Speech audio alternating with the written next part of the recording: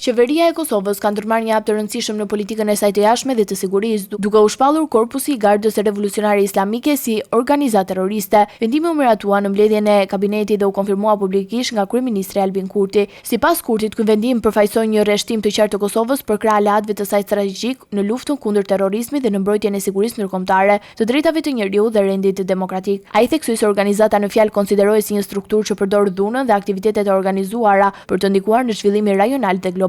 Korpusi i Gardës Revolucionare Islamike është një formacion kyç në Iran i krijuar pas revolucionit islamik të vitit 1979, me rol të rëndësishëm në mbrojtjen e sistemit politik dhe udhëheqjes klerikale të vendit. Përveç funksioneve ushtarake, kjo strukturë ka ndikim të gjerë dhe në ekonomi, duke kontrolluar sektorë të rëndësishëm strategjik. Kjo organizatë është shpallur më herët si terroriste në disa vende dhe organizata ndërkombëtare, përfshirë Shtetet e Bashkuara dhe Bashkimin Evropian, ndërsa edhe Shqipëria ka mbajtur qendrim të ashpër ndaj Teheranit, duke miratuar një rezolutë që e cilëson Iranin si shtet sponsor të terrorizmit. Vendimi i Prishtinës zyrtare pritet të ketë ndikim në marrëdhëniet ndërkombëtare të vendit, duke forcuar pozicionet e saj në krah të partnerëve perëndimor dhe duke theksuar orientim euroatlantik të politikës së jashtme.